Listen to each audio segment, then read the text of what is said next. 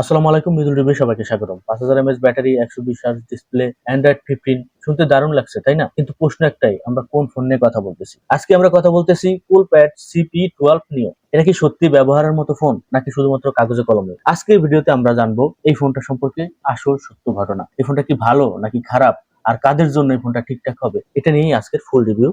চলেন শুরু করা যাক। একদমই লো বাজেটের ফোন, তো চলেন আমরা ফোনটা প্রথমে দাম, ভেরিয়েন্ট কোথায় পাবো সেটা নিয়ে কথাবার্তা বলি। ফোনটা আপনারা অফিসিয়ালি পাবেন 9500 টাকায়। একটা ভেরিয়েন্টেই 4 GB র্যাম, 64 GB স্টোরেজ। এবার আমরা ফোনটা ডিজাইন এবং বিল্ড কোয়ালিটি নিয়ে কথাবার্তা বলবো। প্রথমে যদি ডিজাইনে আসি, ফোনটা দেখতে কিন্তু বাজেটের ফোন হলেও হাতে ধরলে একদমই খারাপ লাগে না। এবং বিশেষ করে ফোনটার পিছনের দিকে ক্যামেরা মডিউলে আপনারা দেখবেন অনেকগুলো ক্যামেরা দিয়ে হাবিজাবি করে ফেলায় নাই, মাত্র দুটো ক্যামেরাই দিছে। এবং মনে হইতে পারে যে ব্যাক কভারের দুটো পার্ট কিন্তু একই, গ্লাসি, খুব সুন্দর। এবং এখানে আপনার হাতের ছাপ করলেও তেমন মনে হবে না, কারণ বিশেষ করে এই কালারটার কারণে। এই কালারটা একটা স্ট্যান্ডার্ড কালার। এটা 8.8 মিলিমিটার থিকনেস, আর ওজনটা হচ্ছে প্রায় 196 গ্রাম, যা একটু ভারী ভারী মনে হবে। তাছাড়া এটা কিন্তু আপনারা 4টা কালারে পেয়ে যাবেন। বাজেটের ডিজাইনের দিকে আমি বলবো ঠিকঠাকই আছে এবং শক্তপোক্ত ফোনটা। এই ফোনটার আশেপাশে এবং সিকিউরিটির দিকে যদি আমি বলি, তাহলে আপনারা এই ফোনটাতে সাইডেই পাওয়ার বাটনে ফিঙ্গারপ্রিন্ট সেন্সর এবং ফেস আনলকও আছে। তাছাড়া ফোনের উপর দিকে কিন্তু একদমই ক্লিন, কিছুই নাই। ফোনের নিচের দিকে আপনারা একটা স্পিকার পেয়ে যাবেন, একটা মাইক্রোফোন পেয়ে যাবেন, টাইপ সি চার্জিং পোর্ট পাবেন, সাথে পাচ্ছেন 3.5 mm হেডফোন জ্যাক, যা কিন্তু আমরা অনেক ফোনে মিস করি। এফএম রেডিও আছে, আরো পাচ্ছেন অ্যান্ড্রয়েড 15-এ। যাক, এগুলো নিয়ে আমরা আরো কথাবার্তা বলবো।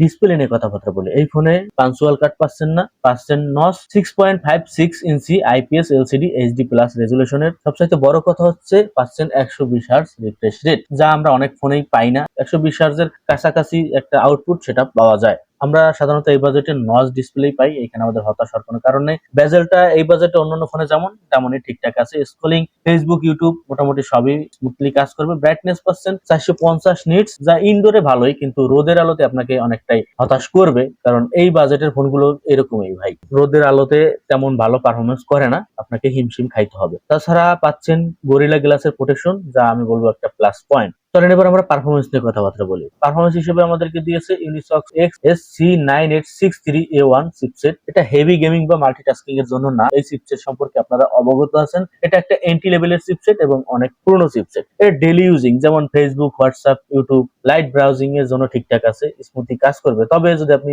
মনে করেন যে পাবজি, ফ্রি ফায়ার হাই গ্রাফিক্সে খেলবেন, তাহলে আমি বলবো একদমই না। এই ফোনটা হাই গেমিং এর জন্য না, তবে লাইট, ফ্রি ফায়ার এই জাতীয় গেম খেলতে পারেন, তবে সীমিত সময়ের জন্য। তবে 2D টাইপের গেম কিন্তু আপনারা অনায়াসে খেলতে পারবেন, এতে কোনো সমস্যা হবে না, টাইম পাসের জন্য খেলতেই পারেন। আরো অ্যাডভান্স হচ্ছে, এখানে আপনারা পেয়ে যাচ্ছেন অ্যান্ড্রয়েড 15-এ, যা আউট অফ বক্স, যা কালার ওএস মোটামুটি ভালো, ইউআই ক্লিন আছে।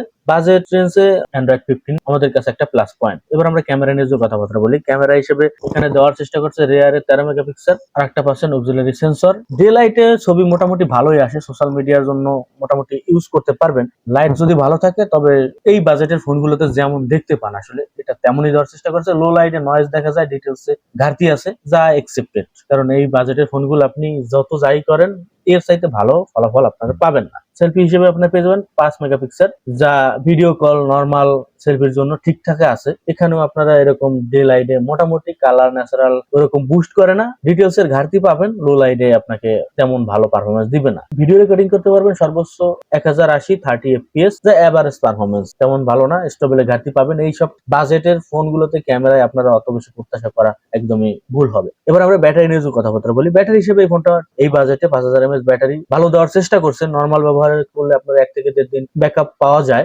চার্জিং হিসেবে এখানে দিয়েছে 10 ওয়াটের, ফাস্ট না, তবে আপনাকে এই বাজেটে 5000 mAh ব্যাটারিতে 10 ওয়াট না দিয়ে আরেকটু বাড়াই দিতে পারতো। চার্জিং হইতে আপনাকে মিনিমাম 2.5 ঘন্টার মতো সময় লাগবেই। বাজেট রেঞ্জের ফোনগুলোতে আমরা আসলে সবকিছু এরকমই নরমালি পাবো, এটা আমরা সকলেই জানি। এবার আমরা ফোনটার ভালো দিক এবং কোন কোন বিষয় আমাদেরকে হতাশ করছে যদি আমরা সেগুলো লক্ষ্য করি এই বাজেটের তুলনায়। এবার ভালো দিকে আমরা যদি দেখি, 120 হার্জ ডিসপ্লে, বড় প্লাস। এখানে অ্যান্ড্রয়েড 15 আউট অফ বক্স, এটাও ভালো। 5000 mAh ব্যাটারি, খারাপ না। তাছাড়া ক্লিন ইউআই ঠিকঠাক আছে।